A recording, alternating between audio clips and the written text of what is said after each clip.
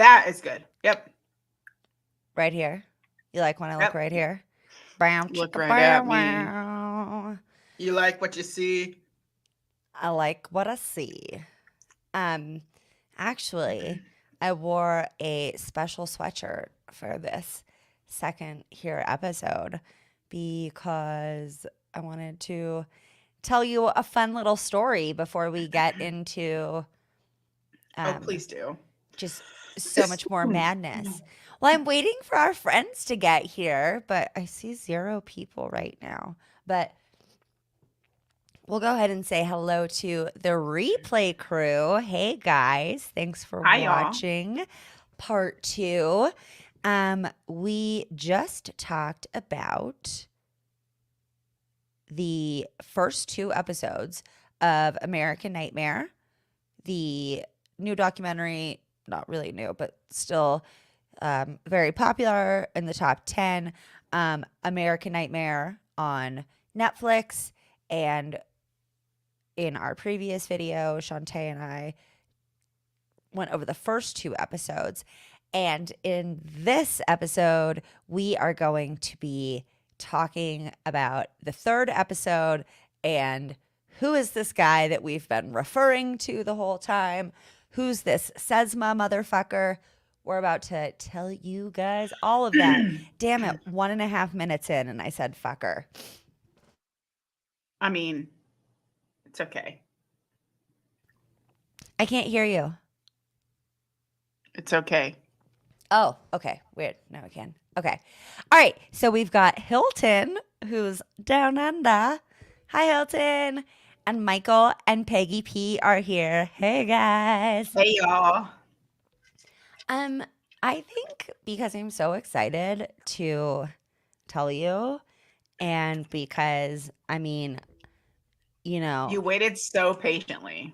You really have been waiting so patiently. And three's a party in the chat, like we have 4 now. We don't need to wait for more. Like, party's here, no gang. You're all we need. You guys are all we need. C and T. All I need is you. You get it? Yes. You get it? Oh, okay. So Hilton says, I'll watch this later as I want to watch the first 2 episodes you did first, which is a great way to do it, Hilton. Have a great cast. Thanks, Hilton. Love ya. Hope you're doing good. Hilton is a patron and fellow sober friend. Yes. I was trying to think of a cool name for us. I'll think about that. But yeah, I'm glad that wasn't it. I was gonna say soberinos, but that's like murderinos, which is my favorite murders thing, and I don't want to be a copycat, so I'll think about it. But okay, let's do this. Renee's back. Cat's back. What is up, Booze? Hey, y'all. So you were here, but here we go. 3rd episode. I'm going to give myself a little time note, and we are going to go into podcasting mode. So, you guys feel free to comment and whatnot. But, Peggy P says no labels, please. And I can respect that. Wait, labels meaning what? I didn't hear. Oh, because I think it's because I was saying like, oh, I should think of a name for like sober people, like our sober friends. But I understand, not liking labels. I can respect that. So it's funny because sometimes in society, labels are very important, and others, it's a hard balance out here in these streets. Tay. Yep. Oh, trust me. But thank you guys for being here. Y'all are the best. And yeah, I know labels can be culty. But the cultlings label, you don't have to identify that. I understand that it's a little bit culty. It's a little bit culty.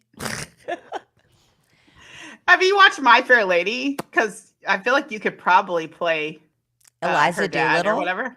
Not her, the dad, where he's like, wait, hold on.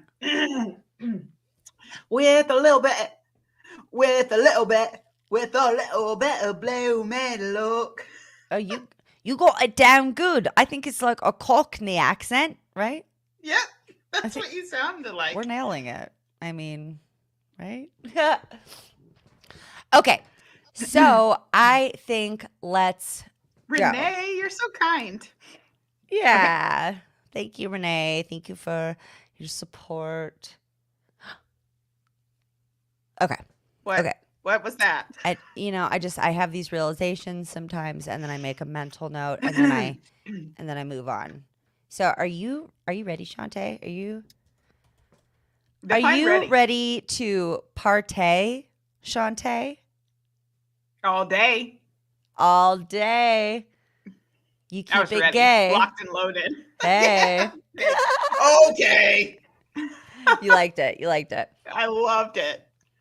Hey, you guys, welcome. Welcome back to Friends of, every color of the rainbow, whatever that means. We are happy to have you all here.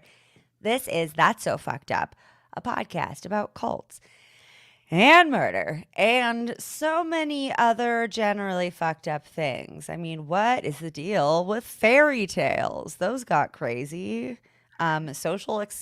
Social psych experiments like in the 20th century, cuckoo. Crimes of the 90s, get out of here. If you're like, what is she fucking talking about? I'm talking about all of the recent seasons of That's So Fucked Up Presents that y'all ought to go check out if you have not. Point being is that here on That's So Fucked Up, anything that would make you go, whoa, that's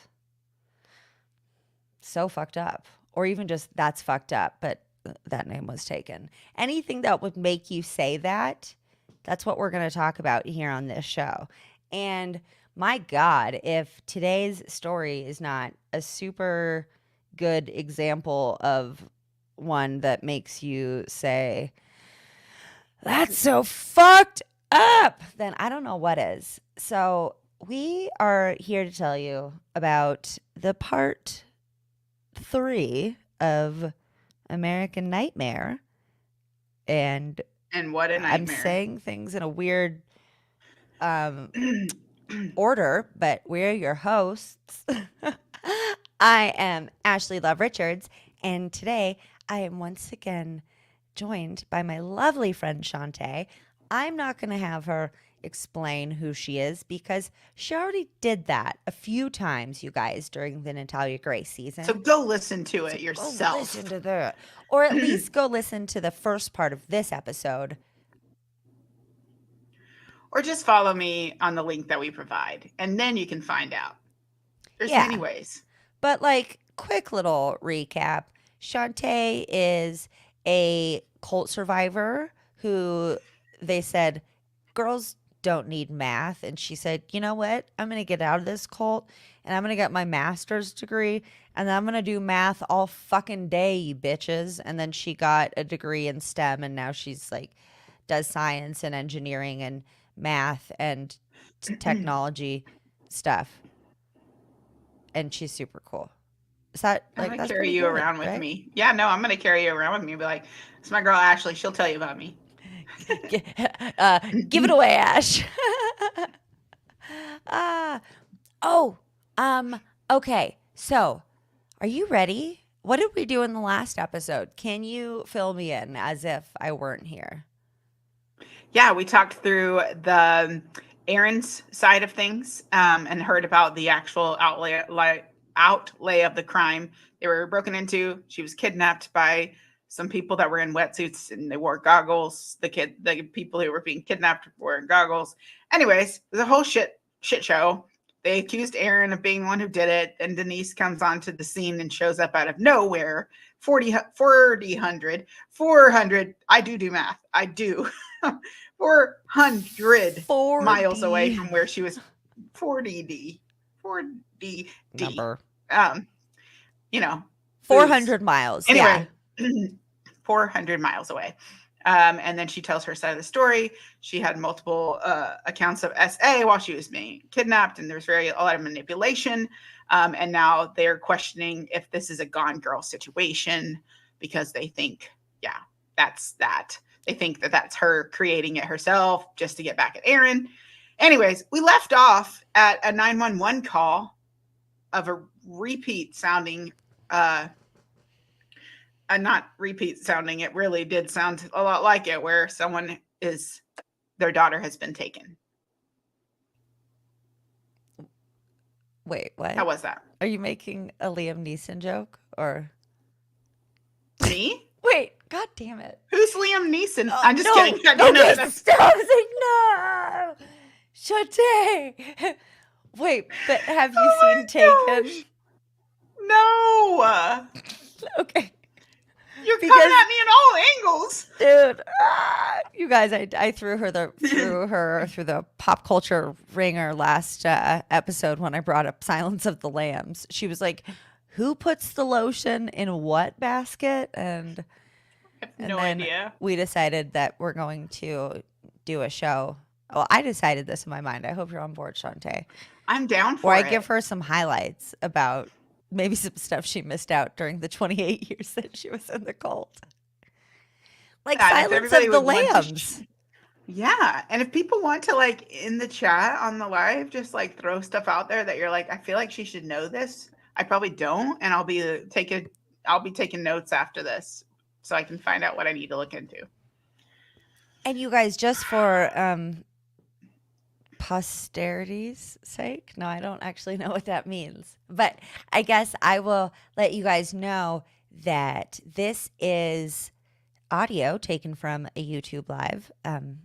Hello, podcast listeners, because, well, we sometimes do that where we do stuff on YouTube and then we put it on the podcast because we want to be able to both give the story to, well, the people on the YouTube and to you guys. And it's a fun way for us to do both. And we have a lot of fun and we make faces and, sometimes we talk with people in the chat. We do hand signal. Yeah, it gets pretty wacky. So, if you want to see some of this live sometime for yourself, it's free. I know. Yeah. What? Can you believe it? Free on YouTube. People pay big money for this. Hey, shout out to the patrons who do pay big money. Y'all are the realest. They are. Man, I love you guys. Have I told you lately that I love you? Okay. I was going to do, what would we do, baby, without us?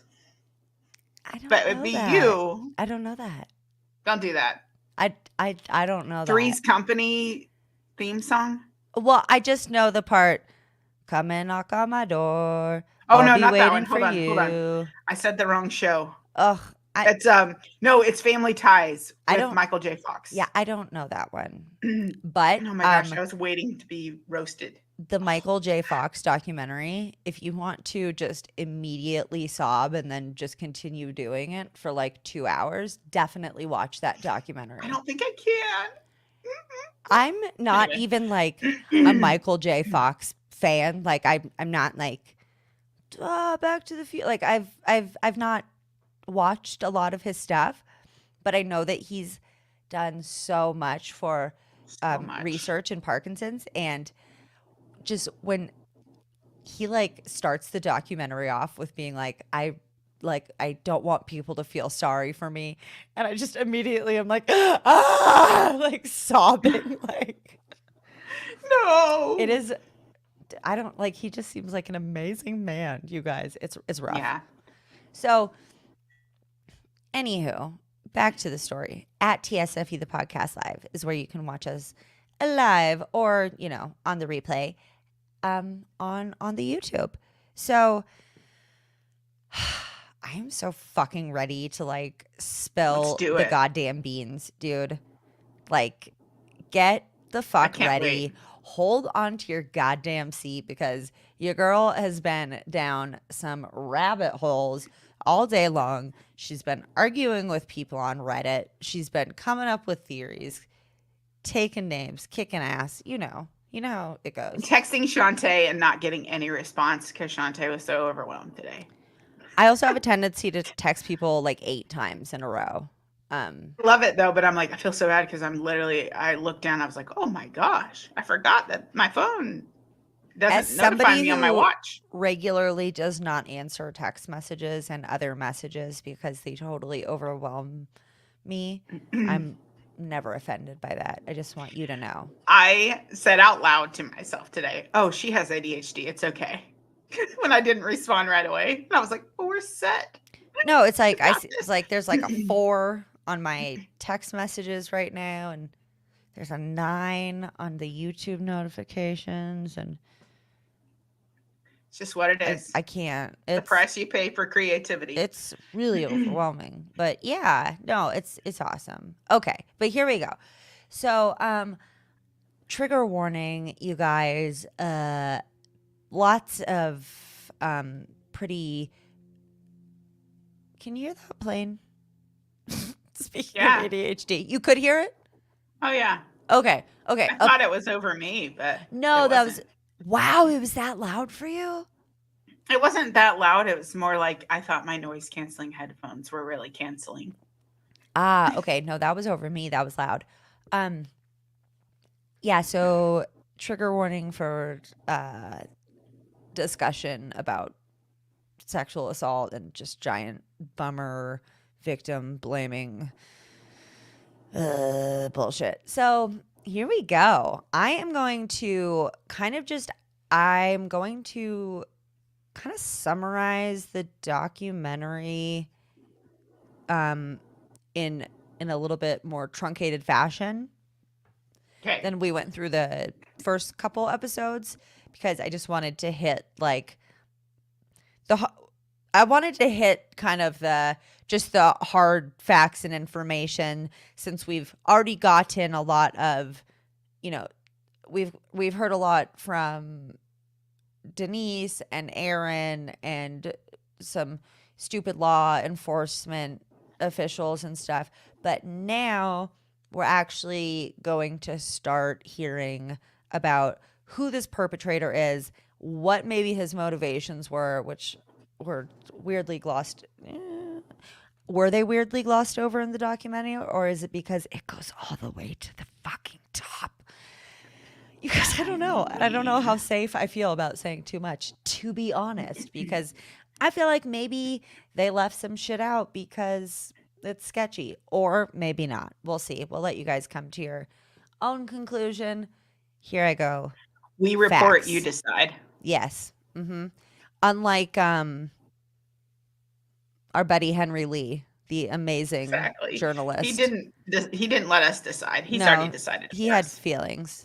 I have feelings, but I'm still going to tell you what I collected. Okay, so episode 3, here we go.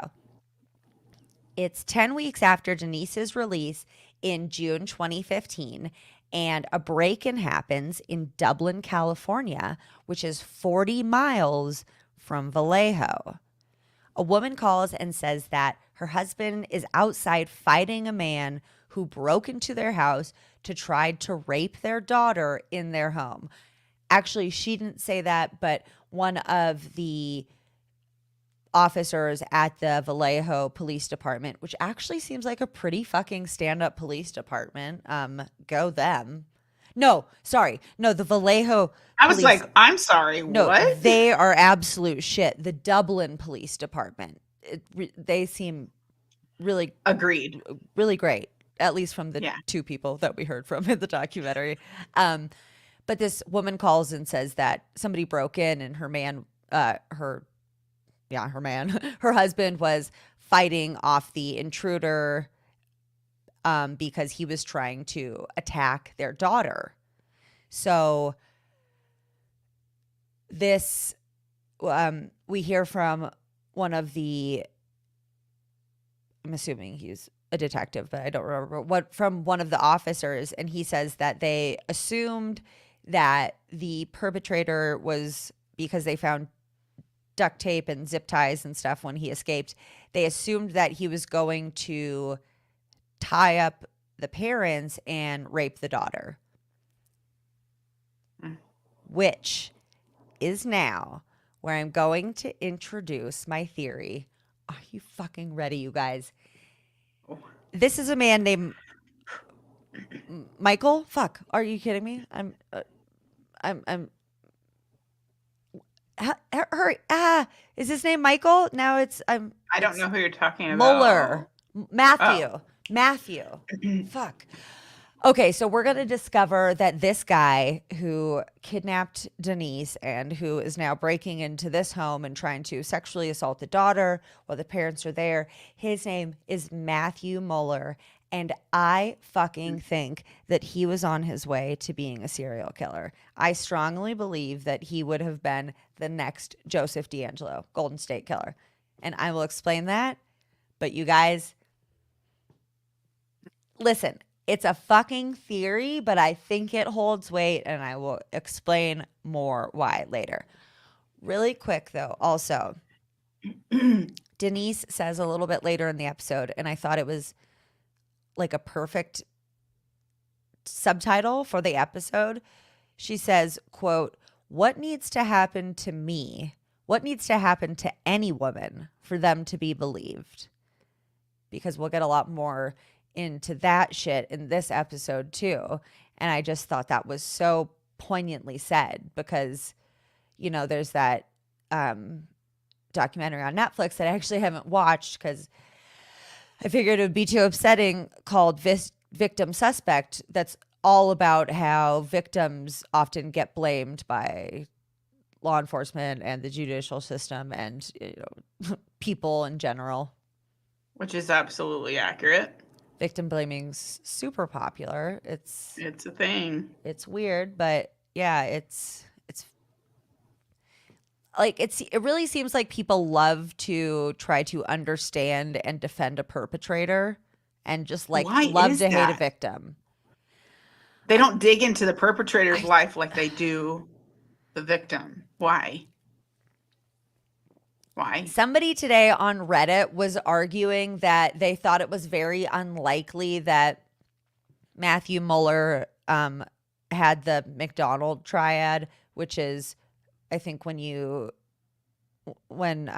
people kill animals, wet their bed, and start fires. If a kid does all three of those things, it's in the past, they thought, it generally led to like precursors to being a serial killer.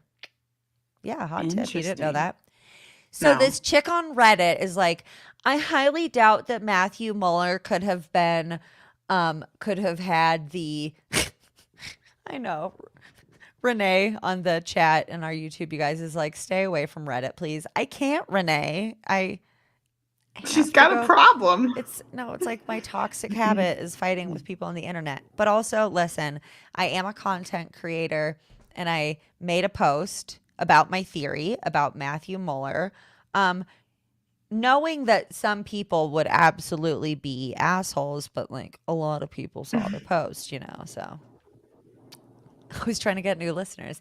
And I think I was saying some pretty intelligent shit. And this chick was just like, I don't see how he could have like had the McDonald triad. And I was like, well, unless you found something that I haven't, some detailed account of his childhood or anything about his fucking background other than the fact of the shit that we're going to talk about, I'd love to know, because I don't know why you are assuming. Also, okay, wait, somebody blew my mind. I'll let me just say this and then I'll get on with it. Somebody goes, I don't think that you can predict somebody's going to be a serial killer before they murder anybody. He murdered 0 people. That's like saying somebody's going to be a multimillionaire before they have their first $1 million. And I was like, bitch, do you think anybody predicted that Ted Bundy was going to be a serial killer before he killed his first victim? Come on, are you on cuckoo pills? Get away from me. And then there were lots of lovely people on Reddit who had some really interesting things to say, who I had some respectful discord with. It's, you know, You can have it all it's ways. a wild fucking place. But Yeah. in the Discord, a lot of people trying to figure out how they could take blame and accountability away from Matthew Mueller, which I just thought was super cute. Not. Okay. So Matthew Mueller, we find out, the guy who just fucking broke into this house, we find out that it's Matthew Mueller because this fucking idiot, which thank God, leaves along with the duct tape and zip ties He really is a stupid crook. his cell He phone. really is. Idiot. And here's the thing, it's like, and also people tried to argue with me that like he was a bad criminal, but we're gonna get into his rap sheet and then like let me know if you agree. But like I think you can be a good criminal and still do really stupid shit. And That's fair. I mean, he did like almost get caught several times and stuff, which like I don't know, maybe he was kind of into. Look, we're gonna listen, We'll get you into guys. it, We're y'all. getting into it, but let me Hey, I'm get running. I have to. Yeah. Someone's at my door. Keep Oh, going, but ding keep going. dong. But I'm gonna run to the door real quick. I'll wait till you get back. Keep going. No, you guys, I'll talk to you guys while Tay is gone. Let me make a little time note. Anybody have any like hot comments that they want to add right now or questions that they would like me to attempt to answer? Oh, Tay's back. That was quick. I told you it was gonna be very fast because you think I'm talking to people. You're like, what? Excuse me, leave it on the door. Goodbye. Renee says, be careful, Shantae. No, really. Trust and believe. If they Lock came your to mess with this doors. girl, I always have my doors locked. But if someone came to mess with this girl, there'd be a problem. So it was actually just like a package delivery. Me too. I am hard. Okay, you guys. I'm a fighting there would one, be y'all.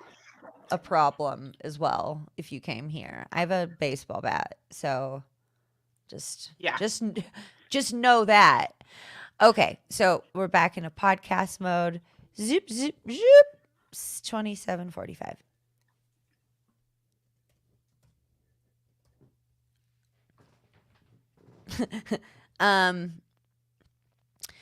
Okay, so law enforcement gets there. They find the phone. They figure out who the account holder is, and they call, and Mueller's mother answers, and they're like, hey, we found a phone. They're like, just trying to get it back to its owner. Do you know the owner of this phone number? She's like, oh yeah, that's my son. And I cannot with that. It's the mom just like, yep, that's my kid. Obviously she has no fucking idea. She's like, oh, that's so sweet of you guys to go out of your way to bring him his phone back, She's like, yeah, he's actually at our house in South Lake Tahoe. Mom spills the bean, bless Here's mom. the address. Please go roll up on him. She's great. Oh, honey. So they find out that he is not only an ex-Marine, but a Harvard Law School graduate and a lawyer. So I would argue that he's probably not a super dumb motherfucker. That was a stupid move. Yeah. On his part. It was, yeah. But I don't think he's an unintelligent person. So the baddest bitch ever. What up, Misty Caruso? I'm probably fucking that up. But Sergeant Misty was with the Dublin PD, and she was a realist. She is, you guys, she is such a hero. I followed her on Instagram, and I'm like, what up, Misty? And fingers crossed that we could talk to her, you guys, because I think that'd really be awesome. Because I think this woman stopped the next Golden State Killer, which I'll get into. Okay. Yep. So this This is so badass. This was her first detective case. Her first case as a detective, which I think is so cool. I forgot that fact. Oh my God, I forgot about that. That's Yeah, they're actually like, really cool.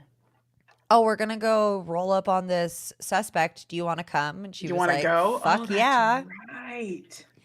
And she reveals later, bless her, that Honey. she became a police officer because her friend got sexually assaulted and she wanted to be the voice of victims and like be the person who put So sweet. the bad fuckers away. And I just fucking loved that reasoning, obviously.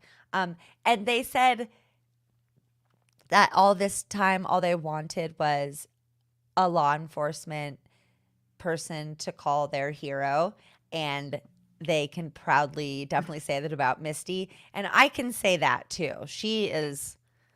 I have another law enforcement hero. What up, Dr. Brianna Fox? Love you. She hasn't been on in a while, but she's a former special FBI agent, and she's amazing. Wow. Yeah, I love her. She's been on the show Kudos, quite a few girl. times. Thank you. Yeah. But I would love to meet Misty. She's also obviously a badass woman in law enforcement. So they go to South Lake Tahoe to arrest him. I thought this was pretty funny because I don't know protocol for breaking down doors when you have a search warrant, but I didn't think that it was breaking down the door, just yelling, search warrant, search warrant, search warrant, search warrant. Like they didn't say like Matthew Mueller, we're coming in. They were all just yelling search They were warrant. everywhere. I just thought it was funny. It was crazy. I was like, it really was weird. Interesting. What? Search warrant, search warrant. So they find Matthew and he's all quiet and creepy. And when they search the house, they find stuff that connected him to the break-in in Dublin. Duct tape, zip ties, toy guns that had been painted to look like real guns, one that had a laser duct tape to it, and Matthew had actually woken the couple up in Dublin with a laser. I forgot about that fact. I know they used the laser again. There's like so many facts. I think that's why when you were telling me stuff about the first two episodes, I was like, oh shit, that's right. Like there's a lot too. I felt like I needed it all runs together. A Pepe Silva board to like keep it all in track. I do know what that is. That's any help. Well, that's a pretty new meme. So I'm glad. Don't do that. Don't what? Don't do that to me. Bitch. I will end it. I love you. Okay. So, also they see that there's newspapers and shit like taped over the windows. The bedroom with the bed just looks like a creepy fucking scene. There's syringes in the bathroom. It was so gross looking. I was like, ugh. It's horrifying. And so they're like, well, this looks like some sketch as fuck shit has been going down here. And especially Misty was like, I will not fucking rest until we figure out what the fuck this guy has been up to. Because in addition to all of that, he had a nylon belt and in it was a pair of goggles with duct tape over the eyes. What? Who? Surely not. And there's a single strand of blonde hair stuck to the tape. Okay. Couple things. Yeah. One single strand. Yeah, that's wild, right? No. I refuse to believe that. No. No, I know. And no. And for her then to be later to see Denise on TV and be like, that's her, this is her hair. It's like it is actually there are Misty and a few other people that I actually am totally gonna contribute to solving this crime, and it was not any of the law enforcement people besides Misty, and also probably some people at Dublin PD. They seem like a good crew. Yeah. So she finds. Okay. Also, do you know who Joseph D'Angelo, the Golden State Killer, is? I know of. Okay. Of. Okay. So he started with.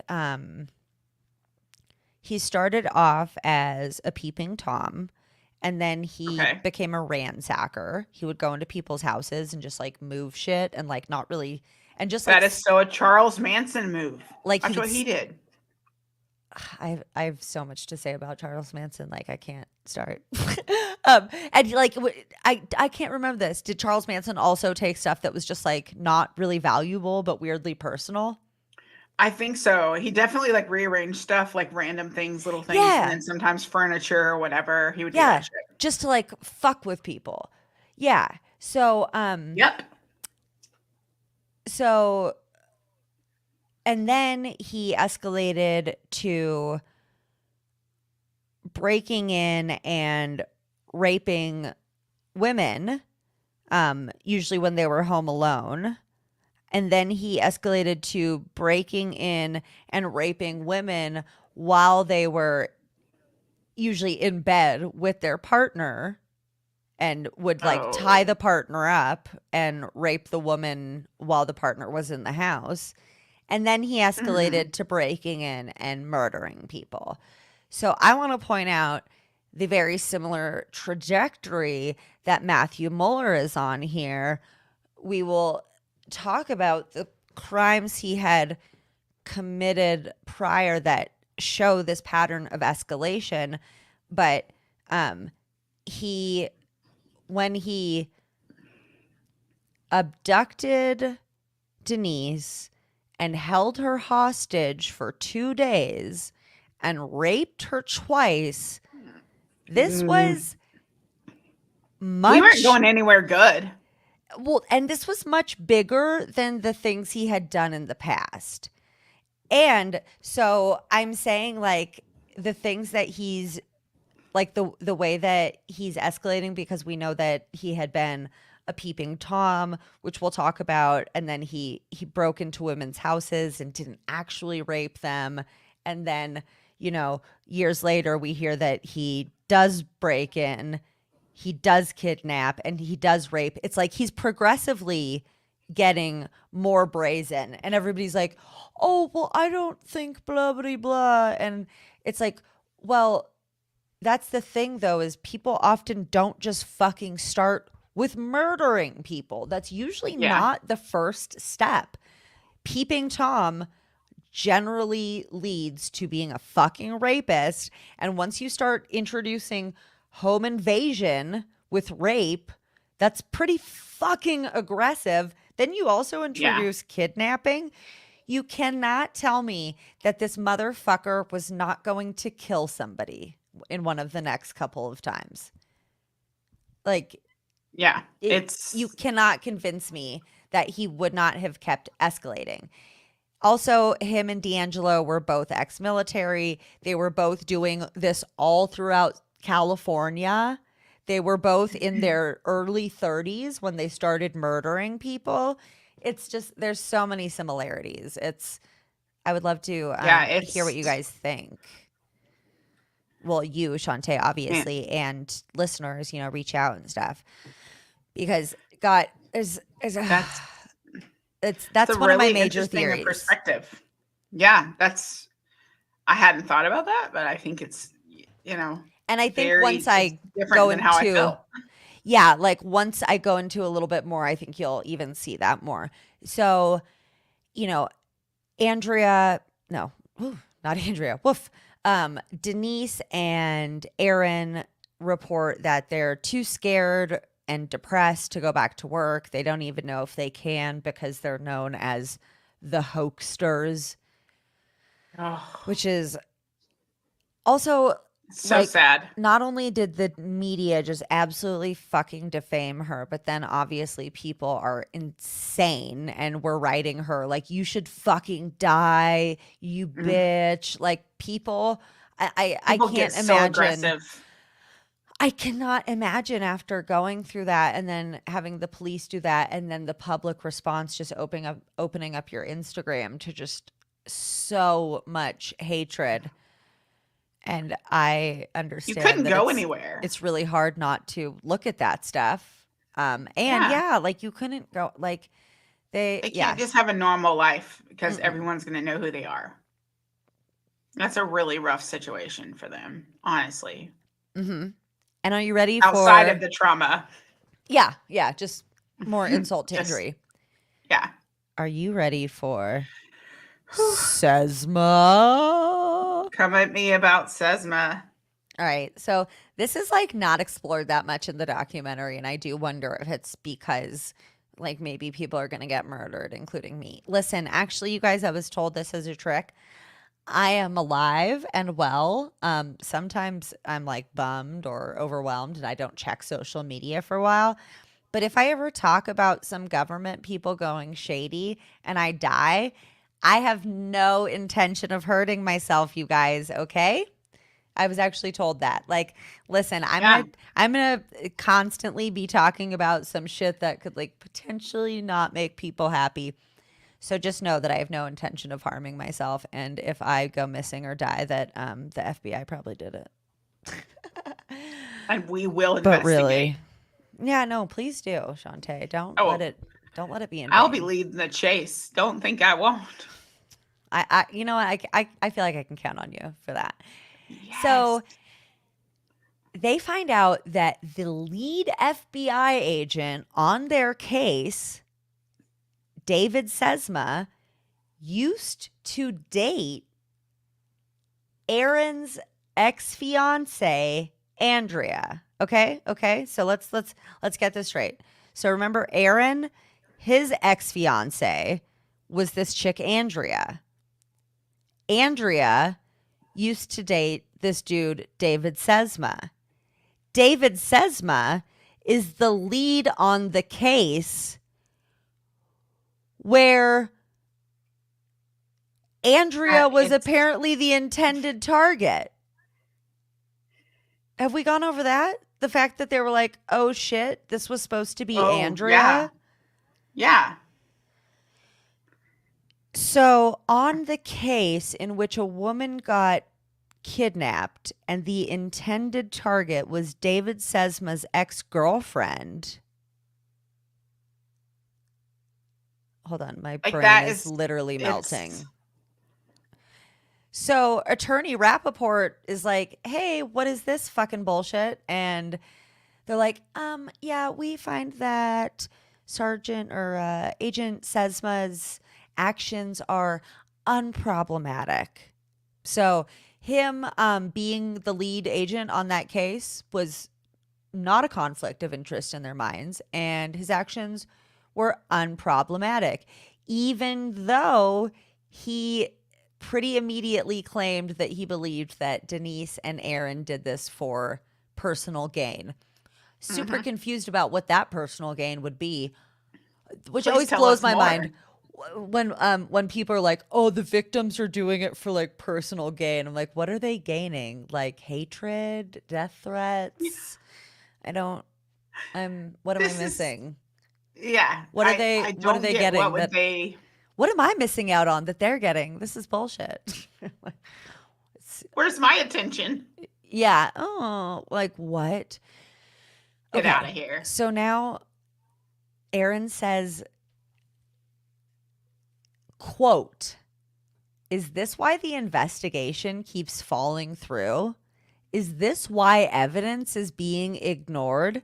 It's not paranoia anymore. Now it feels personal. We're just two people going against the FBI. So to me, it sounds like, but he didn't directly say that, but they do have a book called Victim F that I would like to read, but I did not have time before recording this episode where I hope they go more into it, but it sounds like to me that they find it pretty sus that his ex-fiance's ex-boyfriend is the lead agent on the case, and that they're being victim blamed and evidence is being ignored. It's real bad stuff we'll Mhm. talk about. So I don't know. It sounds to me like they think it goes higher, Yeah. I right? mean, it's suspicious. I mean, he said we're just two people going against the FBI. I think you can't say much clearer that he, or Yeah. they at least some point believed that that was going on. So, Detective Misty dives deep into this shit like a total badass. She finds Mueller in several incidents in Northern California. In 2009, 40 miles from Dublin in Palo Alto, detectives.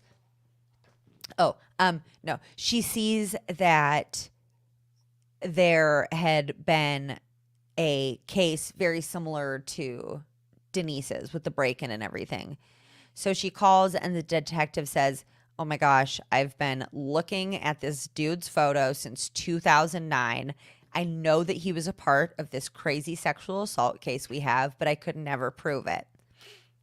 So we find out that in this sexual assault case, Mueller most likely, definitely, right? Allegedly, restrained his victim, blindfolded her, forced her to drink NyQuil, put surgical tape over her eyes.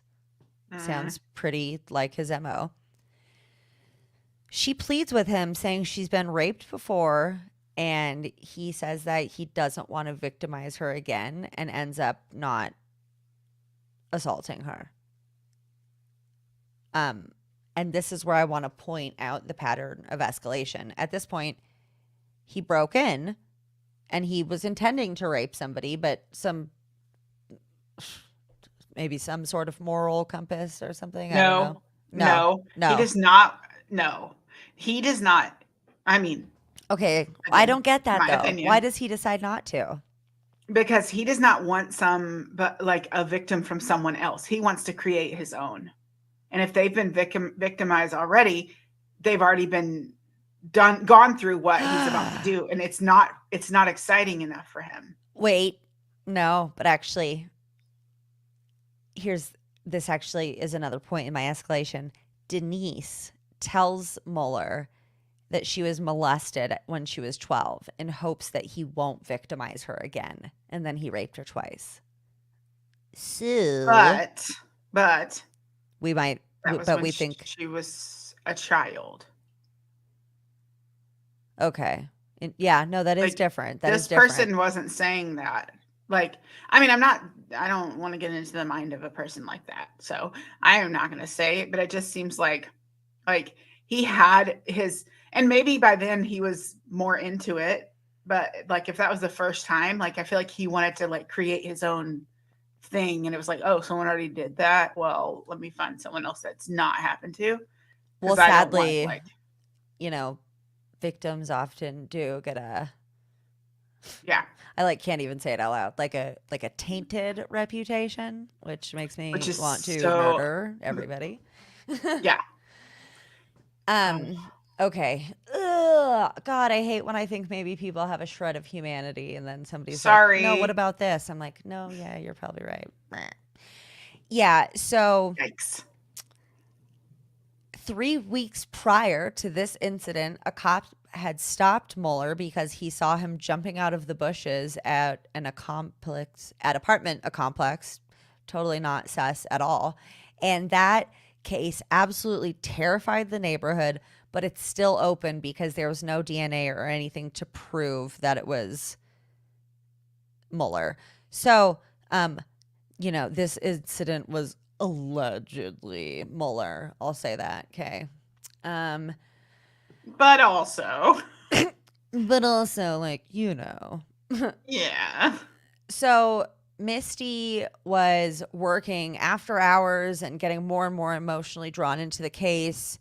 She found out that in 2009, just 8 miles from Palo Alto in Mountain View, a woman named Tracy was woke up around 4:30 in the morning and made to put on goggles, made to drink NyQuil, etc. And we then meet Tracy and hear from her. She said that she was a woman in her 30s in a relationship, but living alone. She said that when she woke up, she felt a very heavy pressure on her, and somebody started saying, Tracy, Tracy, Tracy, stop yelling or I'll gag you. So this person obviously had done some homework and knew her name.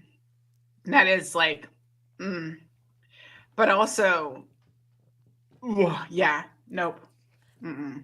So it does seem part of Mueller's MO to find out about his victims. Also, he said that he surveilled his victims with drones, and drones were found at his house. And Google. There we go. Even if that's not true, Google. Let's talk about that again. I'm like, wait, he thought NyQuil was the best way to do that because, like, to get them because, like, to me, NyQuil, it takes me like 30 to 45 minutes before NyQuil sets in for me.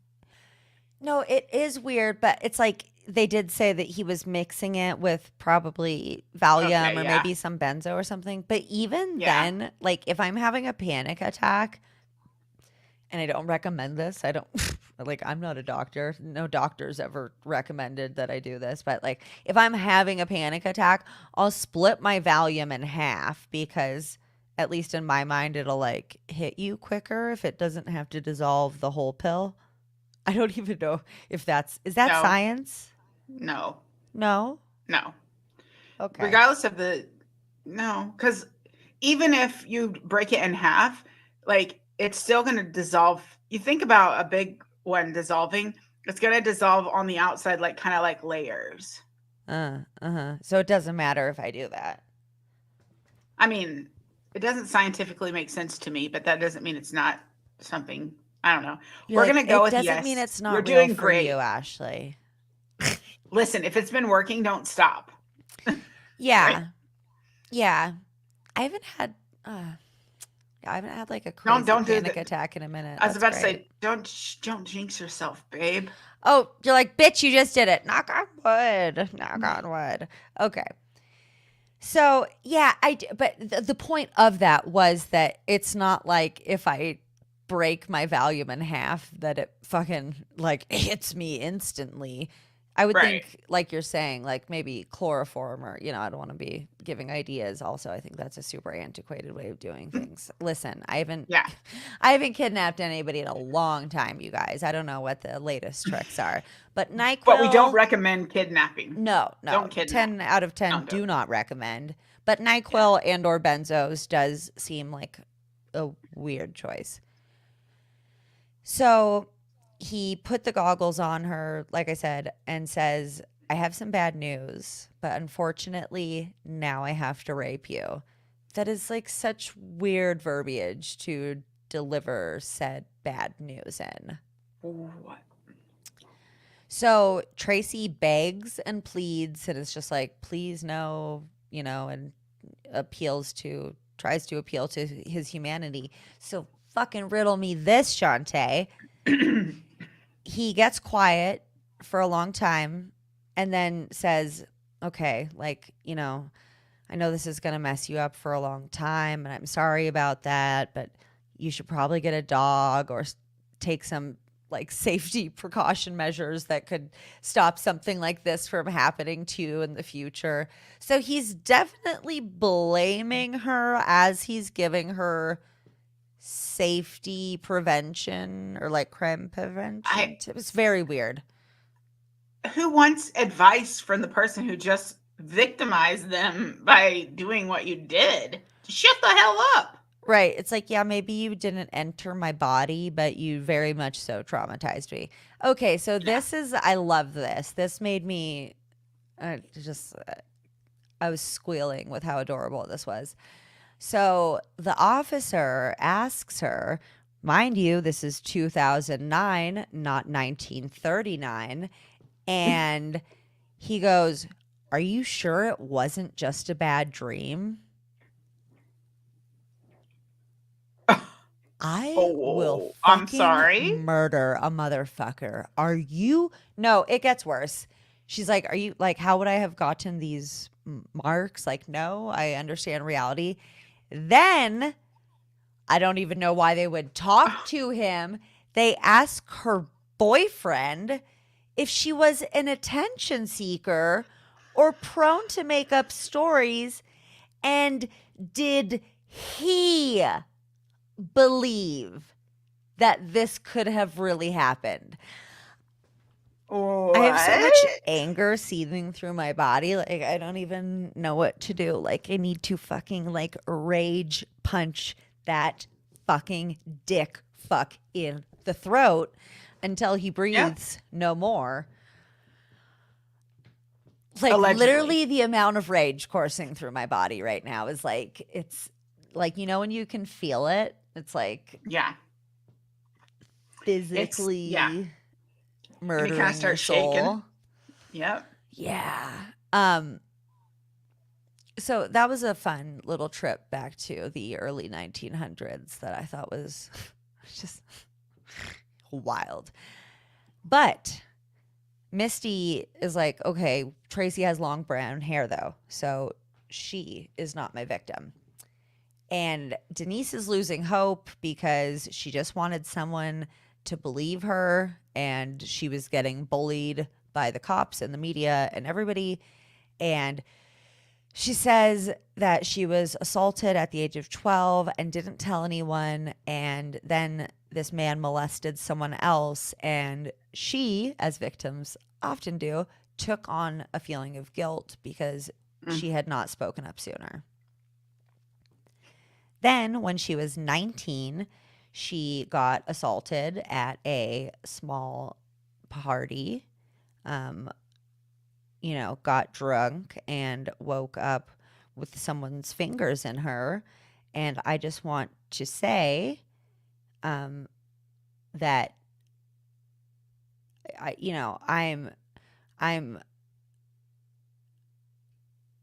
feel grateful that Denise and other people are telling those sorts of stories, because that's the kind of shit that people get really blamed for too. It's like she's already getting crazy victim blamed, and like I feel like the response to that is like, oh, who hasn't like gotten drunk at a party and woken up with like a regret or something, you know? It's like that kind of thing that's gets always their response. Like, no. that kind of thing gets so like dismissed, and it's really, really disgusting. So I'm glad that she called it what it is. And she said, this time I'm not going to fucking not say something. So she goes to the police station and ends up talking to a cop in the parking lot who's like, yeah, so don't bother reporting this. It's a he said, she said kind of thing, and there's not going to be any proof. Oh, there's a winner right there. There's a winner. Thanks for that. Thanks for that little commentary. Like, how is everybody in this story the absolute worst? I know, and how hard it was for her to get to that point where she's going in and she's like, oh, she was like, okay, I can do this with this police officer. I don't even have to go inside to start this. Like, I'm sure she was freaking out anyways. And then that's what we're being told. Yeah, it's like, turn around. Oh, why don't they report it? You're the reason they don't fucking report it. Yeah, you, sir. Thank you.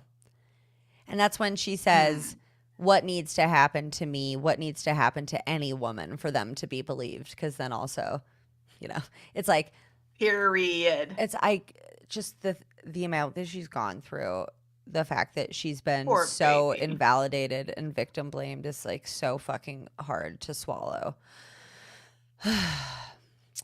So Misty is just rocking away, solving this shit, while nobody else is giving one single flying fuck, except for their attorneys, who both seemed to care a lot and do a really good job. Yeah. So I believe that Misty and this man and a couple of college kids solved this fucking case. Yep. She calls the owner of the stolen Mustang, and he's like, whoa, hold on a second. Have you heard of the Mare Island Creeper? And she's like, where the fuck is Mare Island and who's the creeper? Mare Island is connected to Vallejo by a tiny bridge. In 2014, a bunch of students were being harassed by a peeping Tom who was looking into their windows and taking photos of them, which is sexual blackmail, which actually like leads to a lot of teen suicide, just like throwing that out there. And which is also what he did to Denise. He sexually blackmailed her, saying, you need to look like you're enjoying it in the second video because it needs to look like it was consensual. So, he was terrorizing these children night after night, and weirdly, Vallejo Police Department wasn't doing anything about it. What is wrong with them? No, that can't be Burn right. it down. They What? worked so hard. No, I know, it's crazy. They worked so hard, you know. No, yeah, no. So these fucking students have to take this into their own hands because they're not getting help from the cops. So the children follow this man home one night and see that he also lives on Mare Island. They do a little investigating because why not? Nobody else is. And No they find out that homie is Matthew Mueller and that he's ex-military and that he's a lawyer. And Misty is like, holy shit, this is Matthew Mueller. Like, this is the same guy.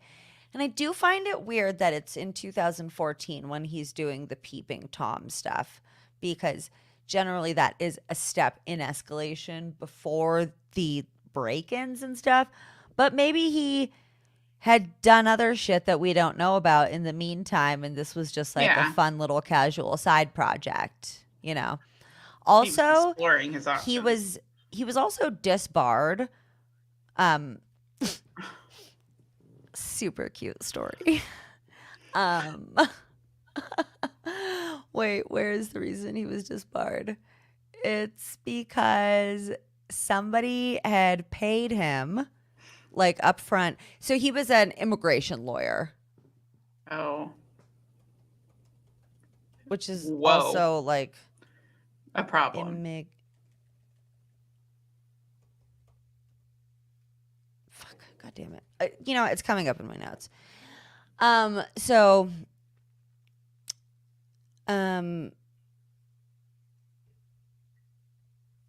damn it. No, I totally lost my place. And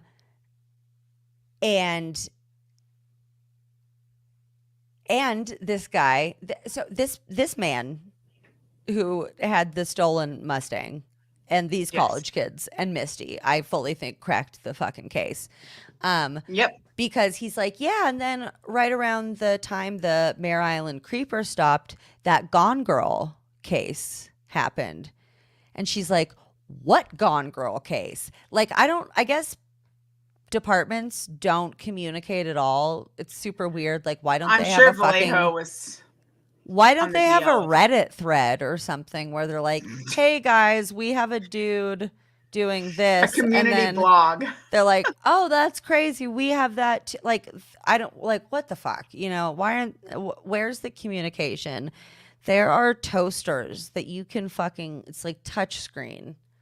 Okay. It's 2024, Shantae. Where you were going with that. It's 2024, Shantae. There should be communicating. I was like, oh no, are we about to pull a Chucky over here with the toaster? I am pissed off that cars aren't flying yet. I think we're really behind on that, but that's a whole other... But chitty chitty bang bang. Shenanigans. So, Misty sees Denise because she Googles Gone Girl Vallejo kidnapping case and finds Denise, and she is like fucking has her little hair right there and sees Denise's hair, and in my mind like holds it up to the TV and is like, Eureka! So she's like, okay, I'm gonna call Vallejo PD. We're gonna fucking solve this shit. It's gonna be dope. And weirdly, they're like, yeah, we're not going to answer the phone or like get back to you. That's not like, yeah, we're good. That's not really our jam. So she keeps like calling and calling. And they're finally like, hey, that's not our case anymore. Okay, fuck, bitch. Stop being so Leave annoying. us alone. It's been handed over to the FBI. Here's Agent David Sesma's number. Agent David Sesma, remember you guys, is the ex-boyfriend of Andrea, Aaron's ex-fiance. Just a little reminder. It was not a problem for him to be doing the case, though. No problems. Not according to the FBI. Mm-mm. And they never get into cahoots to help each other cover stuff up. Like, never. No. Ever. Never.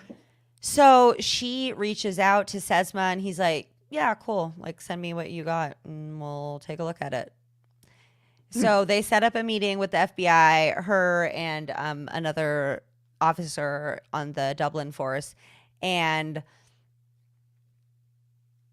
somehow this leads to like action that leads to Mueller getting arrested. Super crazy. But I guess at some point, you know, it all became. I mean, they have to. Yeah. Something's got to give, right? Yeah. So they see the affidavit, like that's in air quotes because it was such a fucking piece of shit that the FBI had thrown together. And it says that the polygraph had mixed results, as we talked about in the last episode. The FBI agent who interrogated Aaron was like, you failed the fuck out of that polygraph exam. I will break you. Like, for real. So if that's not also the FBI being sketchy, I don't know what is. So his polygraph had mixed results. Also, according to the sexual assault exam that she took, it was reported that there was no physical evidence of non-consensual sex. Denise said, quote, not every rape is going to be physically damaged. They're the fucking FBI. They should know that. Sorry, not every rape is going to be physically damaging. Yeah, it's not like every woman's vagina is just like torn apart afterwards. Like, are you fucking kidding me? She was also drugged. So when you're drugged or when you're intoxicated, I feel like there's not as much struggle probably because her body's like kind of, you know, this. Your muscles are maybe a little bit looser. Yeah. Yeah. I mean, regardless if she was or wasn't, that doesn't mean that you have to have some kind of physical evidence. So I'm not saying that, but I'm just saying like, I don't know, shut the hell up. And like, I don't know, let the victims actually be able to have a voice. No, that's not their jam. No, if you can't now, wait until right now when you can't even more. Because Aaron told the cops that the kidnappers were going to contact him on his phone. So naturally, authorities took his phone, put it on airplane mode, and stuck it in a drawer until the next evening. The only point of contact that they could have potentially had with the kidnappers. What? And that's why they lost contact. There had literally been 2 traceable calls from 200 feet away from the fucking South Lake Tahoe cabin. If they had actually been tracking the calls, they might have been able to prevent the second rape if they were actually monitoring his phone. But they thought it'd be fun to actually make an effort in airplane mode instead. Not sus at all. Nope. The FBI insists that Mueller acted alone and said that they're not looking for anyone else. They're confident. But Denise and Aaron are confident that there were other people involved and who are out there, but that the police will do whatever is easiest for them. They go to court in 2017, and Denise makes Mueller look at her because the whole time that they had been together, she had goggles on. So he had never had to look her in the eyes, and she had never seen him. And she was like, we'd never seen each other, so I was going to make sure that he fucking saw me. And in March of 2017, he was sentenced to 40 years. That's fun. For the kidnapping, robbery, and rape. And he never revealed why Andrea was the intended target, which he did say multiple times to Aaron and Denise. But we also know that it seemed as though Mueller would do his research with his victims and know their names and probably know things like that. Or maybe something else. Or Also, that. Denise and Aaron sued the city of Vallejo for defamation. And isn't it weird that if the city was like all not guilty and stuff, that they had to give them $2.5 million? Mm, Crazy, crazy, right? right? Like, Like I said, it was found out that before the Vallejo Police Department press conference, when they accused Denise and Aaron of being liars, the chief of police, Andrew Bidu, said, "Burn that bitch." Um, fuck him. yeah. Fuck him, man. And fun fact, none of the officers were ever disciplined. In fact, some of them were promoted, which we'll talk about. Of course they were. Um, Pretty happy ending. Aaron and Denise got married. They moved to California, and now they have 2 little girls. But I mean, They moved to California. That's where they lived. oh, okay, sorry. They moved to the coast of California. Sorry. Oh, coast. sorry. I was so confused. Okay. Yeah, sorry. They moved to the coast and had 2 little girls, and now they're like, married, and they got it's really cool that they were able to get through that trauma because sadly, back in the days of Joseph D'Angelo, when he was the East Area rapist and he would break into people's homes and rape the woman while the man was tied up, a lot of the couples didn't survive that. They could not, because rape, Yeah. they're just there wasn't a healthy discussion around it. It was like this huge source of shame. Usually the men, I think, felt very emasculated that they couldn't do something to protect their wife, and that often just did not really work. And I think also the victim can sometimes feel like they can't, that their person that they're with, that was with them during that time, is not like staying with them because they really love them. Now it feels like they're trapped. And so it's like a wedge between them. Yeah. They feel so guilty about what happened. They're like, I know you don't want to be with me. I'm broken or whatever. And it's a definite just, oh, it's so rough. Yeah. It's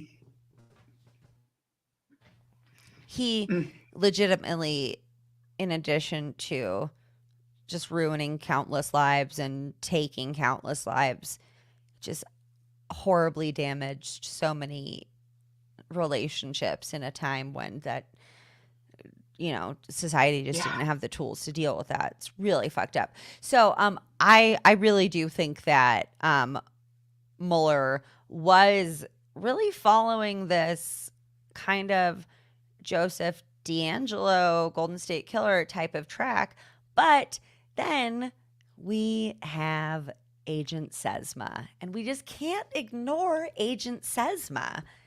No. But before we get into Agent Sesma, I want to tell you really quick, if you want to read the kidnappers' emails, which we know is Mueller, or is it more people like he claims? Because basically in these emails, he says that they are an alleged auto theft ring and aspiring Ocean's 11 gentlemen criminals treading into home invasion and kidnapping for ransom. And Denise says that the writer of the email and her kidnapper seemed like different people. So, is there any possible weight to this theory that it was some gang of gentlemen criminals? I don't think so. Listen, that whole idea of him saying I have to sexually assault you because I have to have this thing to hold against you so you don't tell the police. And then when she does tell the police and they don't believe, he emails and it's like, actually, yes, I did this. This is all this information about me. It's like, that didn't even make sense. Yeah, and that actually really confuses me too. I did want to point out, though, that Denise says that the writer of the email and her kidnapper seemed like different people. And, you know, law enforcement is saying definitely no one else was involved, whereas Denise and Aaron are adamant that there were other people in the house when um, when they were tied up. She said, when he was still present above us, next to us, we could hear stuff going on downstairs. So cabinets opening or stuff being moved around. You could hear people walk away. It wasn't loud, but it was enough. You know when there's vibrations of movement. And Aaron said that it was convenient for Mueller to say he did it by himself or police to say he did it by himself because then the investigation is over. And we'll talk about some possible motives as to why Mueller said that he did it by himself. And maybe it's because that's the truth, but we'll get into that. How? But how? Because there were multiple people in the home, and there were people that came while she was in the house to talk to the guy. Well, according to authorities, which means kind of jack shit in this case, they did find audio of Mueller, like he had audio of people whispering. They also found a blow up doll in his trunk. So it seemed like he was doing stuff That's to right. make it seem like there was more than one person to pardon me. And that would scare people because it's like, oh, well, maybe I can take one guy down, but can I take two or three? Yeah. Definitely not. Yeah. So even though the writing seemed very different, I do think it was Mueller who she had been held captive by and who wrote the email, because he is a Harvard graduate and a lawyer, an ex-Marine or ex-lawyer. So he is likely to be intelligent and could, I think, likely mastermind this kind of shit. Mueller also has said that he is bipolar with extreme paranoia and psychosis, and that this was ostensibly practice for committing larger crimes in a grandiose scheme in which he cast himself as one of the group of gentlemen criminals. So I think it's also very fucking common for criminals to pull the crazy card. Yeah. Like the insanity plea never works. So he's like saying that he has paranoid delusions and psychosis. And I don't know if I'm buying it. I mean, it's a little weird, but just because of what has happened. But yeah. But also, if that is true, then he could also seem like more than one person, right? Like maybe one day, I mean, listen, that sounded like I'm trying to say I know, like not that as if he had dissociative identity disorder, because that's never been mentioned. So that would be totally out of my ass. So I'm not saying that, but I'm saying just like if he did have any disorders that made him have extremes in personality that could come off as seeming very different at different times, right? Yeah. Oh, for sure. I 100% could see that being a thing. So Denise and Aaron and attorney Dan Russo all still believe that Mueller had accomplices. And I just don't want to like take too much weight away from that because that's what they believe. And obviously it's their story. And we have Sesma. I don't know. I just think that also Mueller seemed like he was capable of putting together a pretty like mastermind crime based on his other crimes. Because like I've talked about, he broke into 2 women's houses to rape them and then did not, as we know. It would actually turn out that he had been a suspect in 3 home invasion attacks in Mountain View and Palo Alto in 2009 and 2012 that all had similarities to Denise's kidnapping. And then we know that after he kidnapped Denise, he, in my and the Dublin Police Department's opinion, went to try to assault that other girl in the home in Dublin because he had said in a message to the journalist Henry Lee that if this information about how the fact that Denise and Aaron were innocent and he didn't want to see these innocent people get dragged through the mud, and they would rather risk their anonymity than let Denise and Aaron's lives be further ruined. Like, it's super ridiculous, but like maybe trying to prove that they were like a ring of some sort, you know, because they said, if you don't release this information, we'll do it again. So then he did go to try to attack somebody again. And in that case, he was going to rape the daughter while the parents are in the house. So I just want to kind of stick that back again into the escalation column, because it seems that he was trying to prove something, but it just does seem like he was getting more and more brazen every time.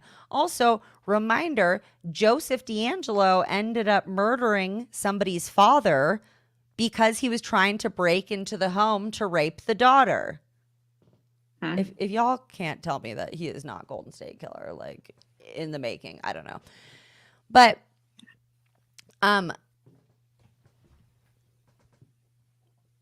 back to the theory of Mueller having accomplices, it also may be that he may have needed money after being disbarred in California, because remember, he did ask for a ransom. And he got disbarred because he accepted $1,250 from a client and then did not get a green card for his client's son.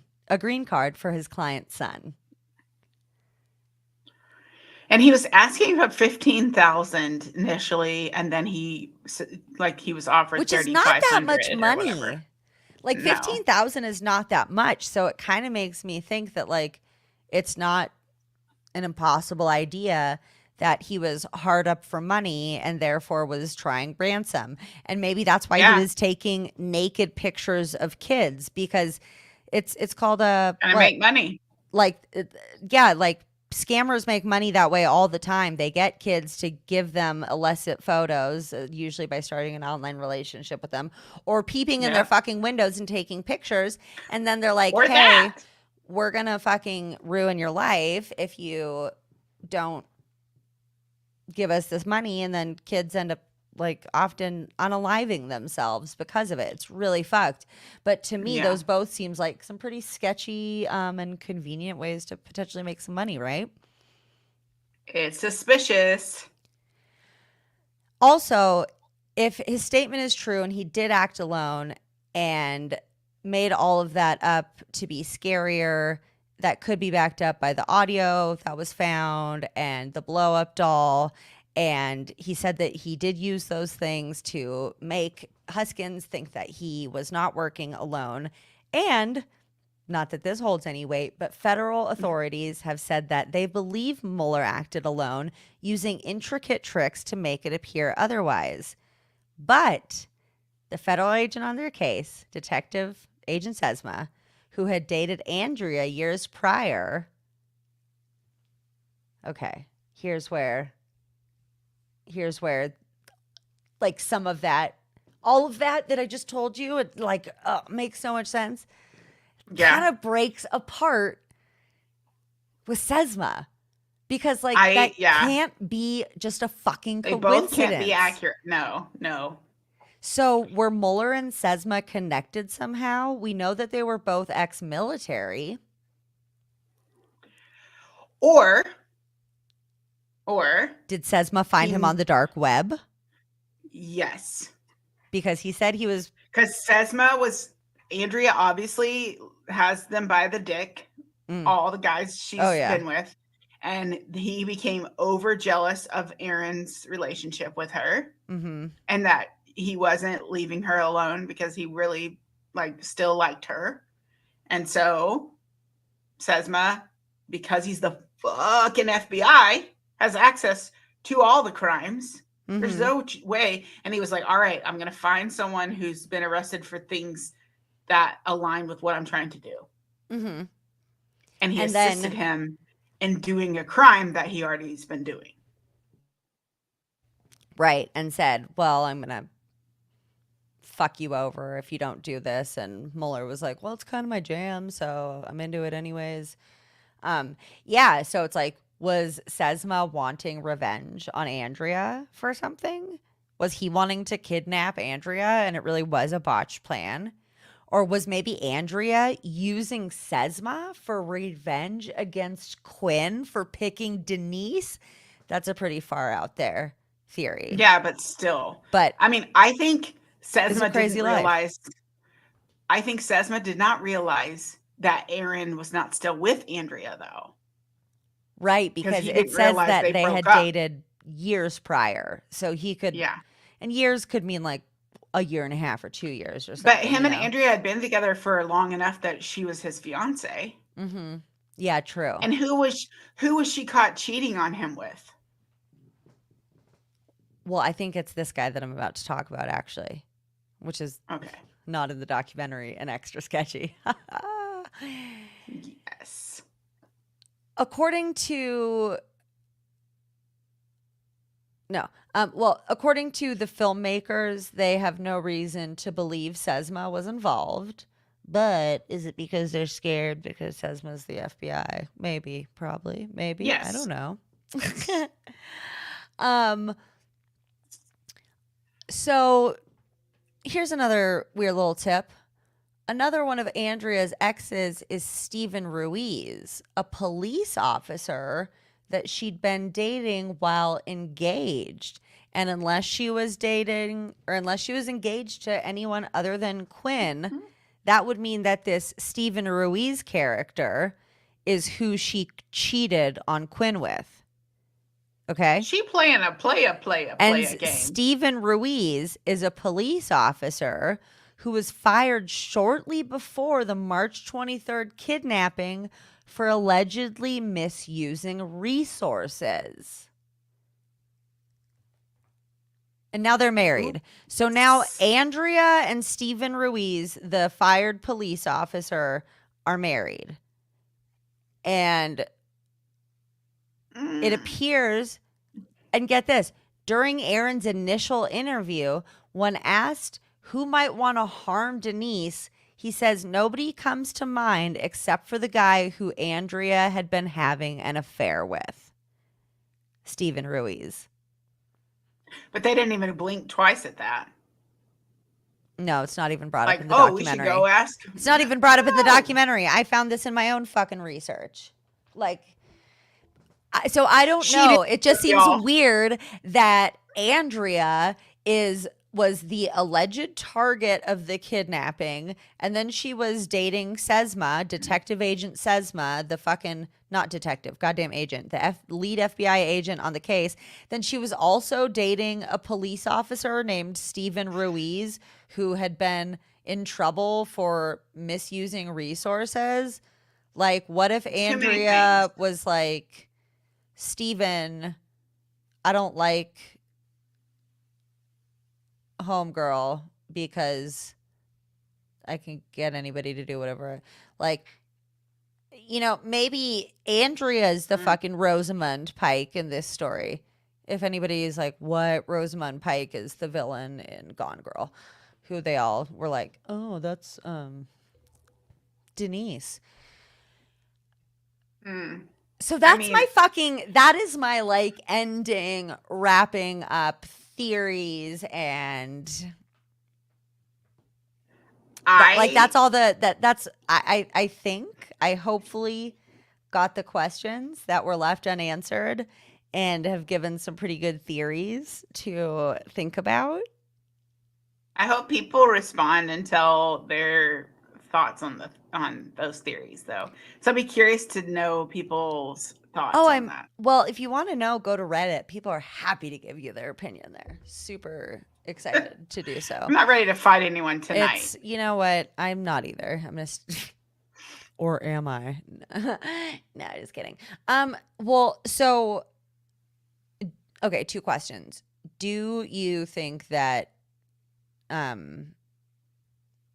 there were more than Mueller involved and that it was likely Sesma involved as well? I do think there are more than one person involved. I do. But you don't know if it's Sesma, or you're not willing to say that publicly? I do think that Sesma was involved, but I also feel that Andrea was involved. Right, and also maybe just some like run-of-the-mill, thieves or whatever who maybe Mueller or Andrea or Ruiz or Sesma or like any number of shady motherfuckers got on board, Yeah, and I'm not saying like I think Andrea did it or whatever, but I think like she was doing a lot of playing the field. I'm wondering why we're not looking more at her, Yeah. There was You too and I much are playing the looking. field and too much stir in the pot that she did, as if she thrived off of these like men fighting over her, and she didn't like it that Denise was kind of in the way and she was trying to fuck with everyone. I don't know. So obviously this is I don't know. speculation, guys. We're just spitballing Yeah. theories Oh, here, one. I don't have any type of degree to make any type of educated. Yeah, and this is these are just some things that we know and some theories that we're coming to as a product. Do you think that with what you know about escalation that he would have escalated into a serial killer if he had just been left to his own devices doing his own thing? I have a really hard time with that. Only not with saying that I think it's true. I just I have a hard time saying that I think it's true, only because I think this is my teacher side of me that's like, yeah, but I don't want to forever label someone. Not saying that that's not a label they need to forever have, but I also have seen like with the right guidance and like people change. I'm not saying people can like listen. I'm not degrading the concept. Okay. I feel like if I say anything, it's just going to throw it all. But like, I don't know. I feel like when you're like put into this mold for, whatever that you did wrong, then yes, I think it can escalate if somebody doesn't come in to try to help with what's behind all of that. Which I think is actually something that is most often missing from 100% crime prevention in most cases. Is like, where was somebody to fucking step in when this kid was acting weird when he was 6? Yeah. But I do think but I think like he was escalating more and more, but I also don't know what was behind the escalation, because if there were other people involved, there could have been like they could be using him to push him to that escalation too, in what their like motivation was behind it. Yeah, I mean, he was like held in psychological areas or whatever, and like wasn't found to stand it's 10 Fit to found stand trial. That one, yeah, at some point. So like he definitely does have some psychological issues. I don't know enough about them to like make any connections. But I will be looking into the case more, you guys, because Matthew Mueller doesn't even have a fucking Wikipedia up yet. And I would really like to know a little bit more about his background. And I would like to read Victim F and find out more from Denise and Aaron's side and more details on what their theories are. But fuck you guys. I mean, I have a lot of theories. Like I just put them out there, but I'm not. I am pretty I'm pretty with my theory that I think he was going to be a serial killer. I mean, I'm not saying for sure, but it's just something I think. And we can I agree can't to even disagree on that, argue. you know? No, We but can, I can't even argue with that because I think, yeah, I mean, from everything that's ever been, it seems to have been like that. there's just a lot of red flags, you know? Yeah. Yeah. And I think that the connections between Andrea and Ruiz and Sesma are far too fucking crazy to discount. So I feel like there absolutely has to be something there as well too, especially since Aaron Yeah. said that they believe that it's like the two of them against the fucking FBI. Like, and this case was so horribly mismanaged, which isn't like anything new or surprising in law enforcement, but it smells fishy as fuck. Yeah. Ugh. It's. Oh, yeah. That. Well, gee whiz, y'all. That has been quite the adventure. Oh my gosh, we had so much to talk about, but that was such a big story. I think the documentary did great and, you know, told a lot of the story really well. It definitely did leave me wondering, though. So I'm glad that we got to sit here and, you know, dissect Hash it out. together. Yeah. Yeah. Hey, and this is another documentary that wasn't, it actually like gave you a little break from being 6 episodes long or whatever. And the title was a lot shorter as well. I That was was impressed with nice. that. I liked that they did Yeah. 3 episodes. I was like, we could just do one sometimes, y'all. Like, That's an idea. there is a documentary coming out on Anyway. Friday on Netflix, though, that, you know what? It's late as we're recording this, y'all, and I am not doing heavy editing because I want to get this out to you while it's hot on the charts and whatnot. And it is 10:19 p.m.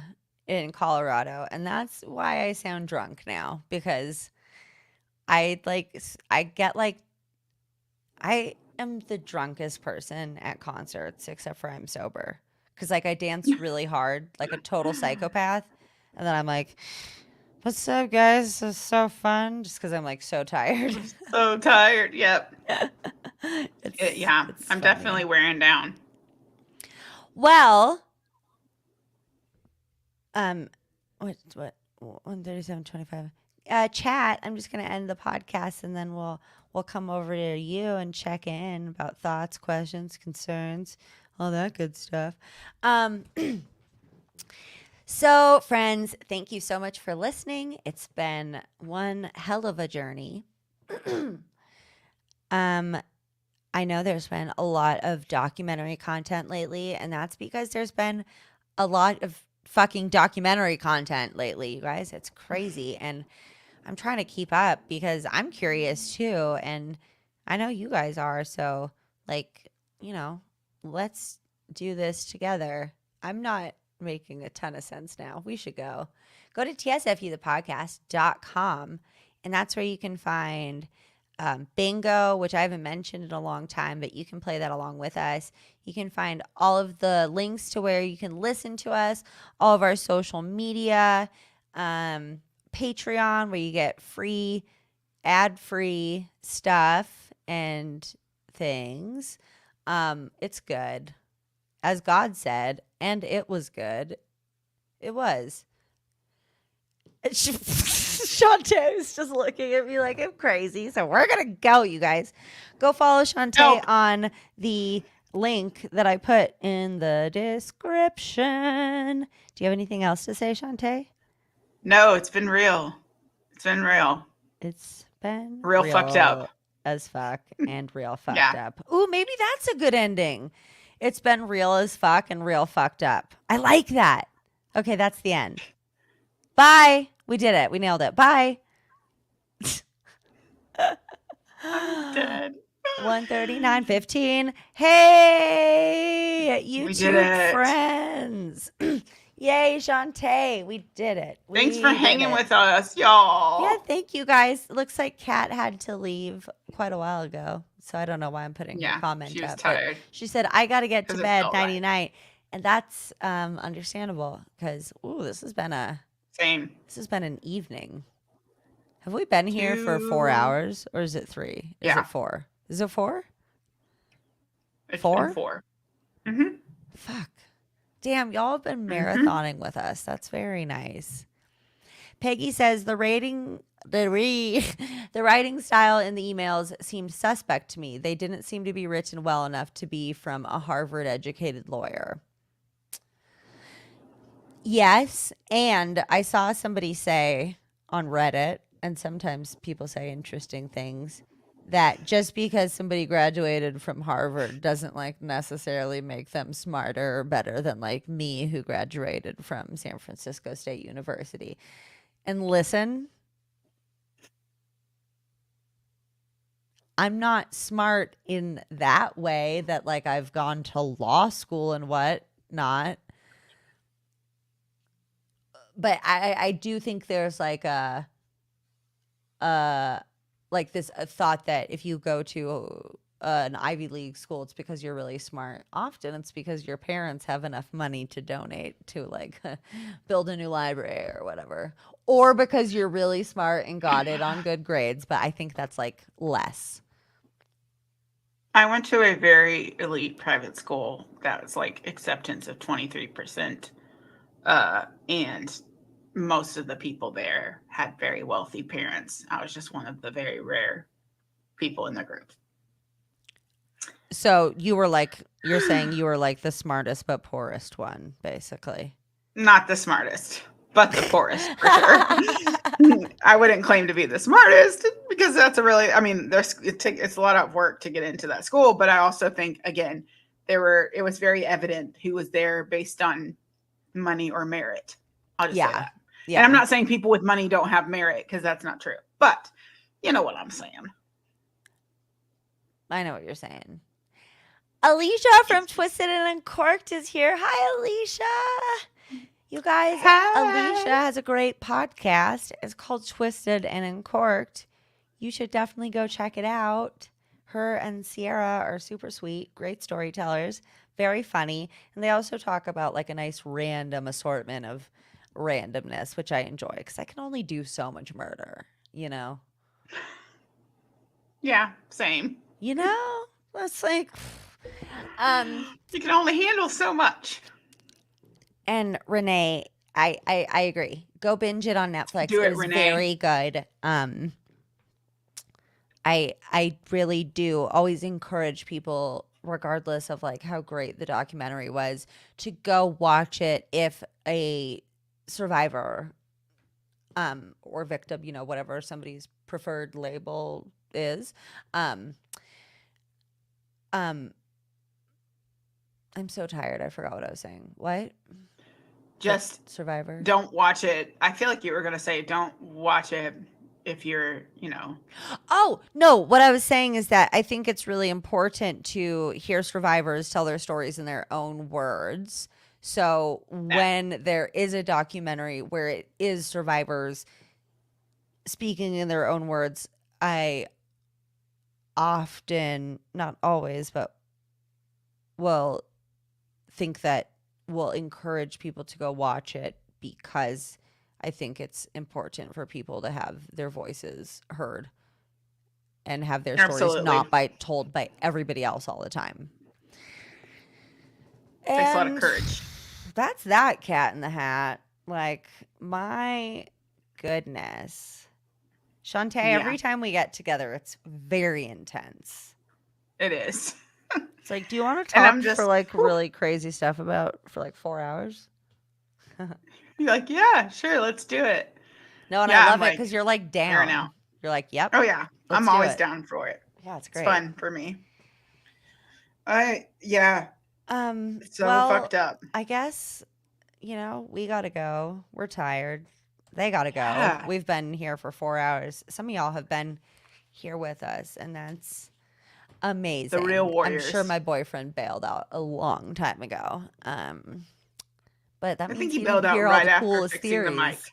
But he's heard them regardless, and he'll hear them more, Yeah. so it's okay. He'll be fine. He'll be fine. All right, you guys. Yep. Well, thanks for coming, and have a good night. It's been real, and y'all. It's been so real, and we'll catch you on the flippity flop. And Peggy said, "Great job." Thanks, Peggy. We appreciate Thanks, it. Peggy. Oh, and guys, as Peggy reminded earlier, don't forget to like the video and subscribe to the channel. And if you like this, then you'll love the podcast. It's funny because I think everybody watching already listens. And if anybody is watching on the replay, they're very likely not here anymore. But if you don't listen to the podcast, go subscribe to it. And have a blessed night, you guys. #2StressedBless. Okay. Good night, y'all. I'm so tired. Good night, y'all. Well, She's really messing with me. Okay, bye. Bye.